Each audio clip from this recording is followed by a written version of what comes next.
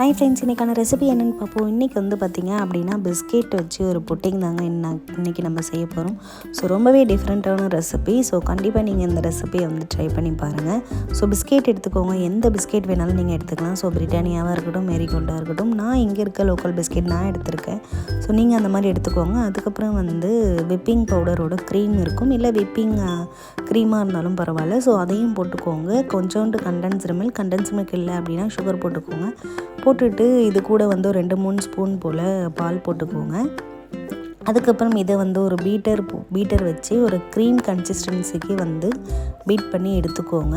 So இதே மாதிரி நம்ம வந்து அந்த விப்பிங் பவுடரோ இல்லை க்ரீமோ போட்டு நம்ம பீட் பண்ணோம் அப்படின்னா நமக்கு வந்து ஒரு 5 நிமிஷத்துக்கு அப்புறம் வந்து பீட் பண்ணி அதுக்கப்புறம் பார்த்திங்க அப்படின்னா இந்த மாதிரி ஒரு க்ரீம் வந்து கிடைக்குங்க. ஸோ கண்டிப்பாக நீங்கள் இதை வந்து ரெடி பண்ணி வச்சுக்கோங்க. அப்படி இது இல்லை அப்படிங்கிற பட்சத்தில் நம்ம என்ன பண்ணலாம் அப்படின்னு பார்த்திங்க அப்படின்னா கொக்கோ பவுடர் வச்சு நம்ம இன்னும் ஒரு க்ரீம் வந்து ரெடி பண்ணுவோம். ஸோ அது வந்து இந்த அளவுக்கு இருக்காது. ஸோ அதுவும் வந்து இந்த பிஸ்கெட்டில் ஒரு பார்ட்டாக தான் அதுவும் இருக்க போகுது. ஸோ இந்த க்ரீம் வந்து நீங்கள் இந்த மாதிரி ரெடி பண்ணிவிட்டு நீங்கள் இதை ஃப்ரிட்ஜில் தான் ஸ்டோர் பண்ணணும்.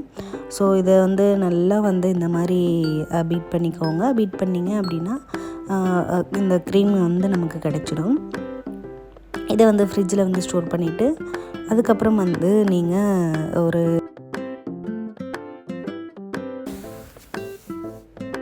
நெக்ஸ்ட்டு வந்து நீங்கள் ஒரு அடுப்பில் வைக்கிறதுக்கான இந்த மாதிரி ஒரு கிண்ணம் எடுத்துக்கோங்க. இதில் வந்து ஒரு 2-3 ஸ்பூன் போல் கஸ்டர்ட் பவுடர் சேர்த்துக்கோங்க. அது கூடவே வந்து சுகர் சேர்த்துக்கோங்க.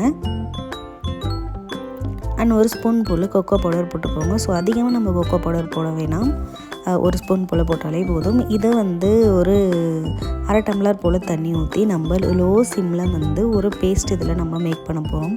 ஸோ இது வந்து ஒரு சாக்லேட் க்ரீம், ஒரு சாக்லேட் பேஸ்ட்டுன்னே நம்ம சொல்லலாம்.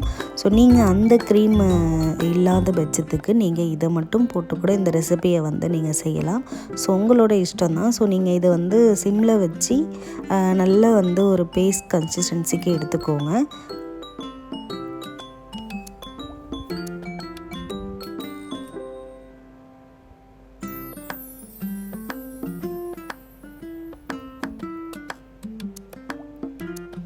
அடிப்பிடிக்காமல் இந்த மாதிரி ஒரு பதத்துக்கு நீங்கள் எடுத்து வச்சுக்கோங்க.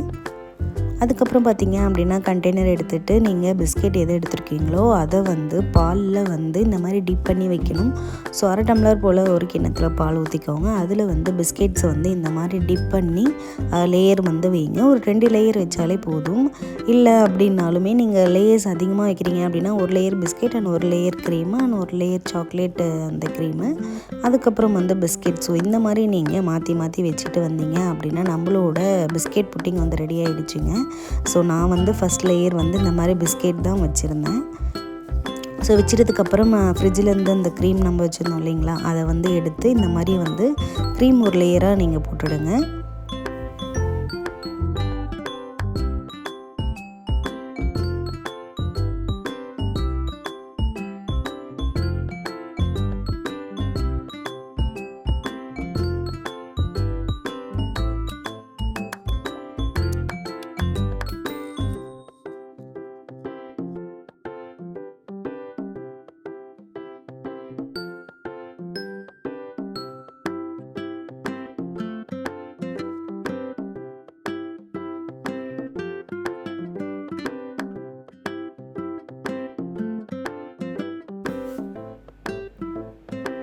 ஸோ இந்த மாதிரி க்ரீம் ஒரு லேயர் வச்சதுக்கப்புறம் நான் வந்து திரும்ப ஒரு பிஸ்கெட் லேயர் வச்சுருந்தேன். ஸோ நீங்கள் வந்து அந்த சாக்லேட் பேஸ்ட் கூட வைக்கிறதா இருந்தாலும் வைக்கலாம்.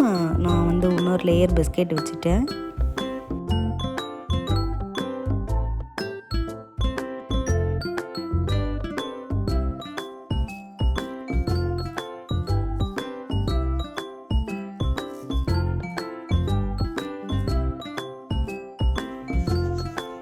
பிஸ்கெட் ஒரு லேயர் வச்சதுக்கப்புறம் இந்த மாதிரி நான் வந்து அந்த கொக்கோ பவுடர் பேஸ்ட் இருக்குது இல்லைங்களா, அதையும் வந்து போட்டுக்கோங்க. ஸோ அதோட லேயர் வந்து ஒரு லேயர் போட்டுடுங்க.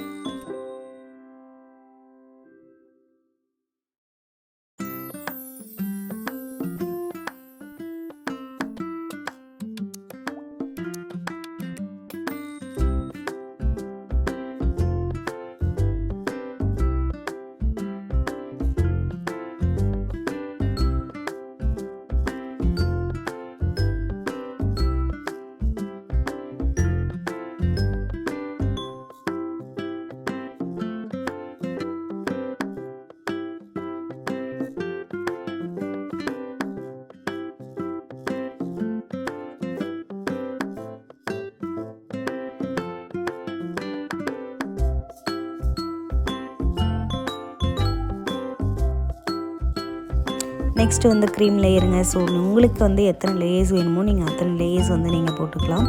ஸோ லாஸ்ட்டாக வந்து நான் க்ரீம் லேயரோட வந்து ஃபினிஷ் பண்ணியிருக்கேன். ஸோ இதை வந்து நீங்களும் இந்த மாதிரி பண்ணிக்கோங்க.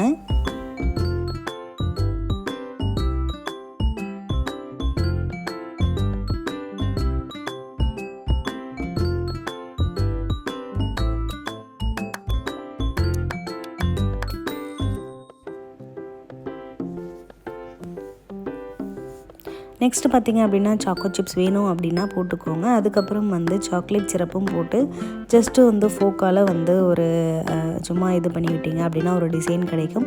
ஸோ இதை வந்து நீங்கள் ஒரு 3 மணி நேரத்து போல் ஃப்ரிட்ஜில் வந்து ஸ்டோர் பண்ணிவிட்டு நீங்கள் எடுத்து சர்வ் பண்ணிங்க அப்படின்னா ரொம்பவே நல்லாயிருக்கும். ஸோ லேயர் வந்து ரொம்பவே நல்லாயிருக்குங்க. ஸோ கண்டிப்பாக ஃப்ரிட்ஜில் வந்து ஸ்டோர் பண்ணி வச்சு சாப்பிட்டு பாருங்கள். அவ்வளோ டேஸ்ட்டாக இருக்கும். அண்ட் வந்து அந்த சாக்லேட்டு அந்த க்ரீமு எல்லாமே சேர்ந்தே ரொம்பவே ஒரு டிஃப்ரெண்ட்டான ஒரு ரெசிபியாக தான் இருக்கும். ஸோ கண்டிப்பாக நீங்கள் வந்து இந்த மாதிரி ட்ரை பண்ணி கொடுங்க. ட்ரை பண்ணி பார்த்துட்டு எனக்கு கமெண்ட் பண்ணுங்கள் நீங்கள் பண்ணது எப்படி இருந்துச்சு அப்படிங்கிறது. தேங்க்யூ ஃபார் வாட்சிங்.